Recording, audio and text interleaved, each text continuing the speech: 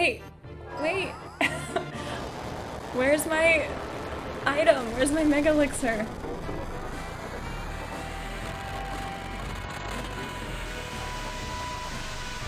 Wait, what's wrong with ribbon? What is Final Fantasy VII's planet? I'm not sure. Oh my goodness, if I took too long and don't get to use my mega elixir, I'm gonna be so sad. Didn't know that was coming. I shouldn't queue up attacks like that. It's eventually called Gaia. Oh, thank goodness. Okay, now what are you gonna do to me?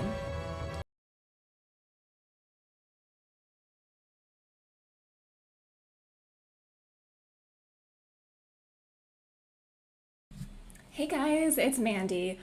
I am going to sit down today and go over what my feelings were about Final Fantasy VII.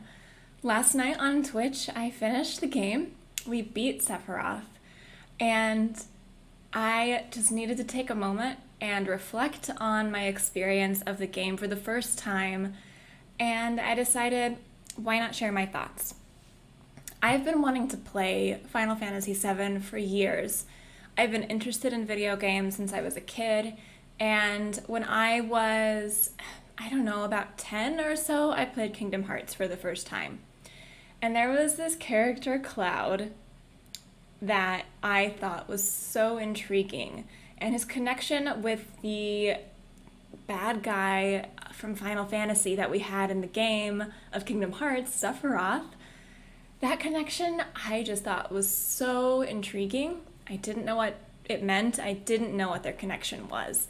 But throughout Kingdom Hearts, the first one, they show up a few times. You can fight Sephiroth as an optional boss, which I did. I practiced so hard, finally beat him, and I was so happy. Kingdom Hearts 2 comes around. They're there again, and they have this amazing, mysterious connection still, and I don't get it. Of course, Kingdom Hearts 3 comes around. Final Fantasy who? No Final Fantasy in Kingdom Hearts 3. But Zack Fair does show up in Kingdom Hearts Birth by Sleep. And that threw me because I had no idea who that was. Still a little bit unsure of who exactly he is. He does show up in Final Fantasy VII, which I knew from Googling him after he was in Birth by Sleep. But anyway, back to Final Fantasy. So I had learned about these characters. I knew Aerith, I knew Tifa, I knew Yuffie. They were all in Kingdom Hearts.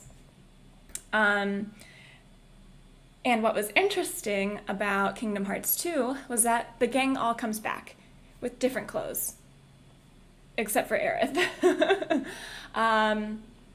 Why is that? Well, pretty sure it's because of the spoiler that I later found out from the internet that Aerith dies at the end of Disc 1 of Final Fantasy VII, which, going into the game, I did know. That was the one spoiler I had known before I played the game. So I was expecting it. I didn't know how she died. I didn't know who killed her. So when I got to that part in the game, and I'm controlling Cloud, and Cloud is going crazy, and he's taking his sword and swinging it around. He can't control himself. I thought the game was going to force me to kill Aerith, and I was devastated. I was shocked and frozen. I couldn't do it. But finally, I did move the controller, and the game continued on, and down comes Sephiroth from the sky and stabs Aerith right through her body. Oh my goodness, so emotional, so sad. Oh, what a scene. That scene gives me chills. I've watched it a couple times since playing, and it's just so amazingly done. So after that, the plot really moves forward, and I was so confused about Cloud, his connection to Sephiroth. Sephiroth is trying to trick me, make me think Cloud is some clone that didn't exist until 5 years ago. But I'm thinking, Cloud's 21. He had this childhood. He has childhood memories with Tifa. And I just couldn't figure out what was going on. Were those memories planted? What was real and what was made up? We were introduced to illusions that Sephiroth can bring forward in people's minds, and shared illusions between multiple people. So you think, is this real or is this an illusion? It's so hard to tell. Eventually, I progress further in the story. We finally learn from Tifa a little bit of what's happening. And during much of this time, Tifa is just so conflicted on what to do. She knows more than what she's saying, but she isn't able to express herself. And it's so sad. I was frustrated with her. I was saying, Tifa, tell me what is up, you know. And, Cloud was confused, and Tifa knew what was going on, but she couldn't share. She wouldn't share. Couldn't bring herself to share. Finally, she does, and Cloud realizes that the past that he has been sharing with people is made up. It's Zack's past. It's really Zack that was there in Nibelheim. Oh my goodness. Oh, it ruined me. Such a good reveal, such a good story. Oh my goodness. And then at that point, we're just, gonna go find Sephiroth and end it. And we do. And the final Sephiroth battle, I wasn't ready for it.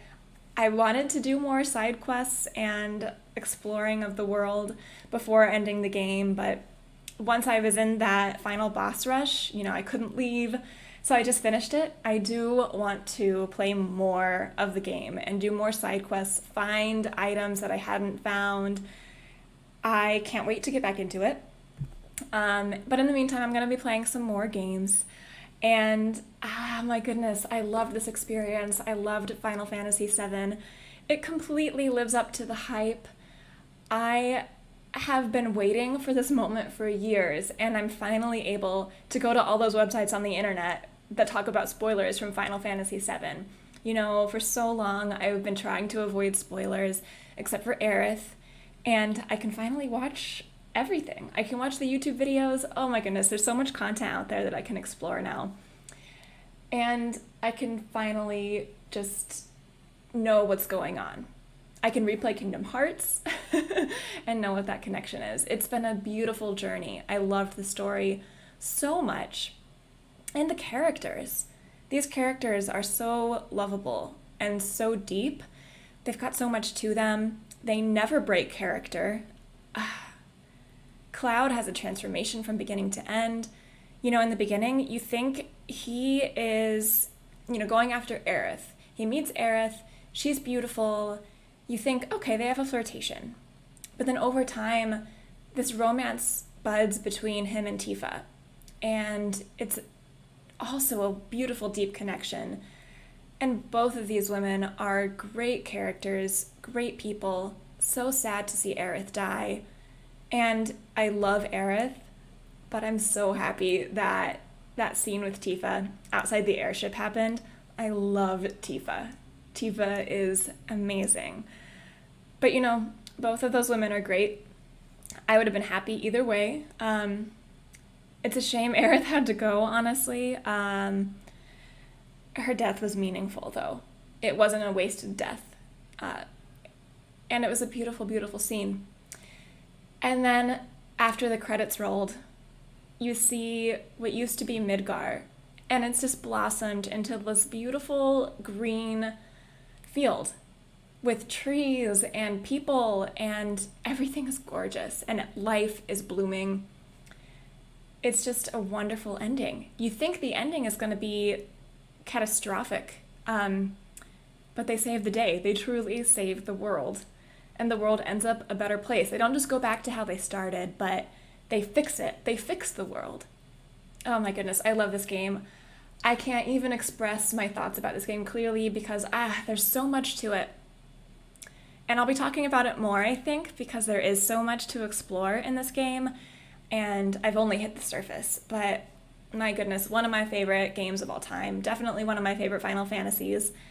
And I can't wait to play more of these games. because I have loved all 4 that I've played so far. I've played 6, now 7, 10, and 15, and I can't wait to continue and play even more of them. I want to play all of them if I can. So I'm going to wrap this up, but thank you so much for watching. You can check out my playthrough of Final Fantasy VII here on YouTube, and I am streaming on Twitch at Mandersnatch, so go catch me there for live streams every Monday and Thursday. Thank you so much for watching. Bye!